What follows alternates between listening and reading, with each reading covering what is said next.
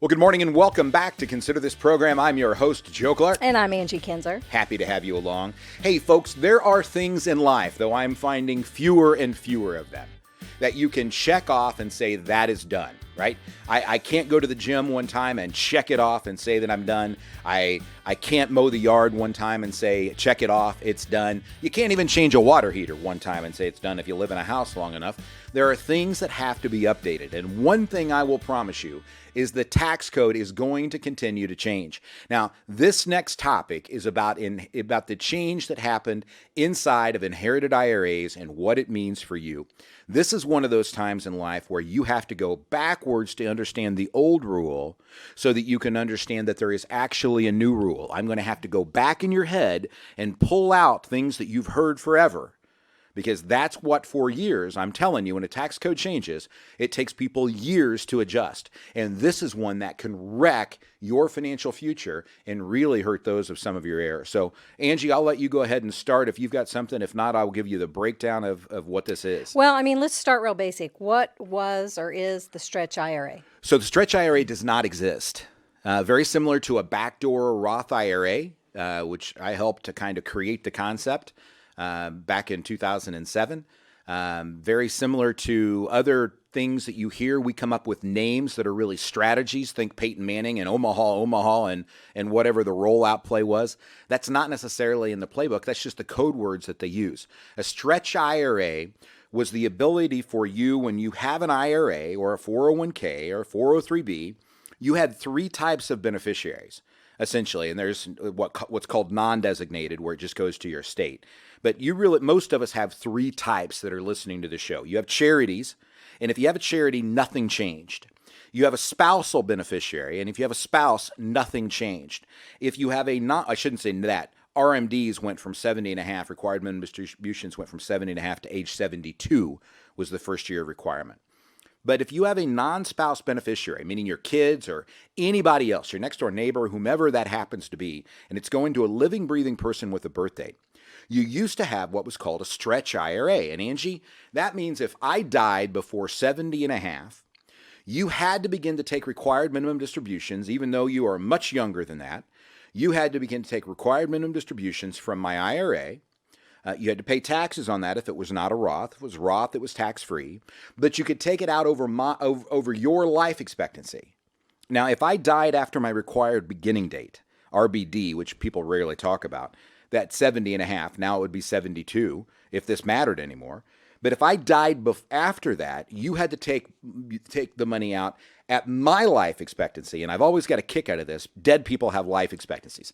How do you determine a life expectancy? The IRS gives it to you. There's a chart that says this is where it is. Okay. So if you ever hear me talk about Social Security, our life expectancy is 84 and a half. So I tell people, if you agree to die on time, right, that means at the date of your life expectancy, right, then I can give you the exact answer. But most of us don't agree to die on time. Some of us don't make it, and some of us live a whole lot longer, right? Gotcha. So the stretch was the ability for you to take money out over an extended period of time. Now, what's happened is you've got people who have put together estate plans and documents that are designed to only pay their kids a certain amount of the required minimum distribution every year to keep them from going out and buying Ferraris, lake houses, frittering the money and going to Vegas, or enabling them to do bad things, alcohol, drugs, whatever, right? Mm-hmm. And you can't do that anymore. There is no required minimum distribution. So if those are in your docs, those documents truly have to be updated and changed. That's one.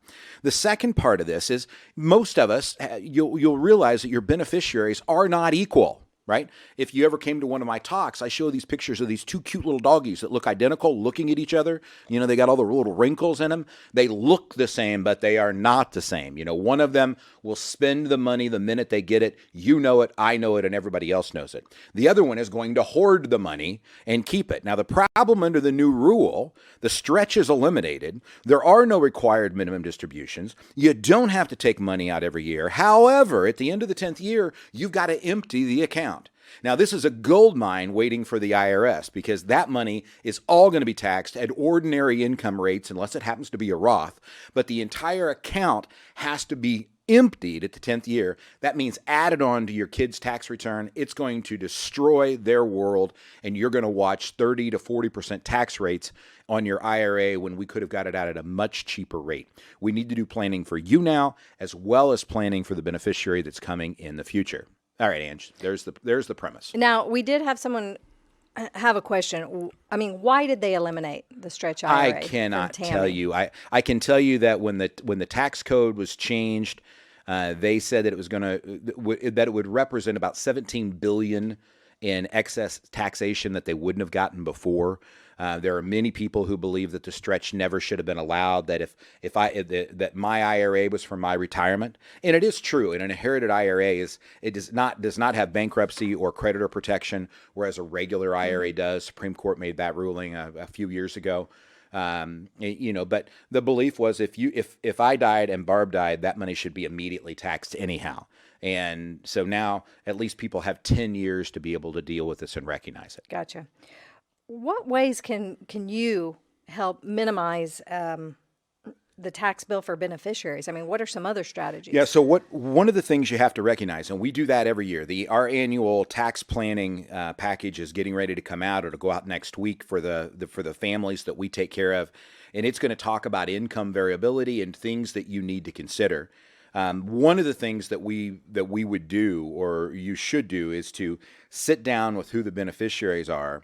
And at least make a plan. Make sure that your kids understand what you understand if you're watching the show or listening to the show, how tax returns actually function, and how taxes work. You would be amazed. We have clients who come in with more than $1 million in accounts who really do not understand how their tax return works. Right? So your kids who are 25, 35, 45, who are going to inherit your IRA if something were to happen to you in an untimely way, have no idea what's happening, and they may very well hold on to that money, sometimes out of guilt. This is dad's money. I don't want to spend it. Sometimes they're like dad. Dad has the money because dad saved and accumulated, and they're just following suit. And all of a sudden they get to the end of the 10th year, and they find out they have to empty the entire account, and it's on their tax return. So one of the things we have to help people do is understand what marginal bracket you are going to be in. And it doesn't matter if it's the 10, 12, or 22. We want to make sure we make maximum use of that bracket as opposed to just delaying the inevitable. There may be a period of time while you're going through that 10-year period of time where your employer will allow, or you can, if you're self-employed, where we can shift income around to have income delayed into another year so you can get more money out of that account. There is no 10% penalty on an inherited account. So that doesn't exist. It's just taxed. And those are the tax strategies. The interesting part about tax planning is you can't put it in a box like you can with some things in investing. It's unique. There are so many moving parts. It's why I always tell you, if it's not us that you're coming to see at the Financial Enhancement Group, make sure you're getting with a qualified advisor who understands how tax planning works. You know, everything begins and ends with that tax return. It does no good to put money in if you can't get it out. My friend Ed Slott always says, it doesn't matter what the scoreboard says at halftime or even the end of the third quarter.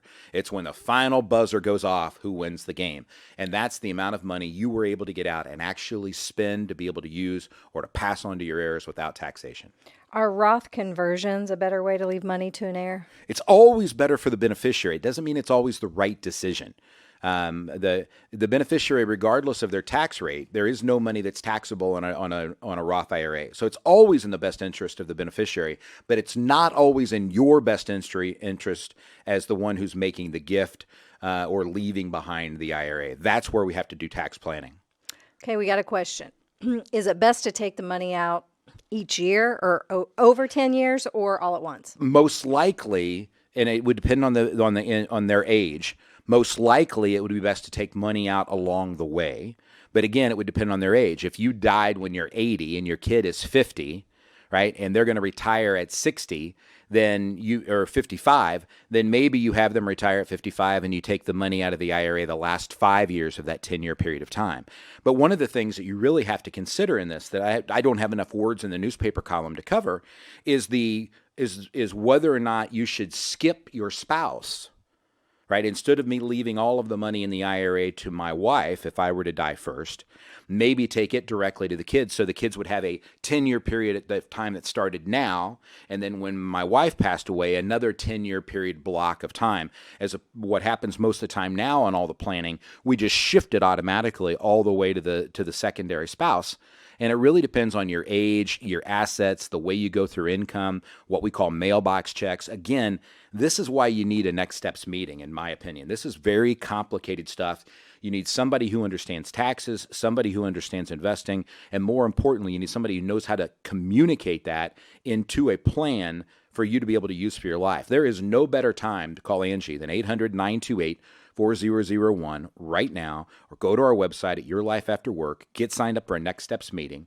We'll give you things that you're going to want to consider today, things you're going to want to consider in the future, and if we choose to partner together, what FEG will do for you. One more question, Angie. Is there ever a good time to use life insurance policies versus leaving an inherited IRA? There are a lot of people who really like that point, and I think it really depends on who the beneficiary is. If you've got a beneficiary that you cannot imagine leaving that amount of money to without any stipulation, any regulation, and there's nothing that you can do at the end of 10 years, they're getting the money.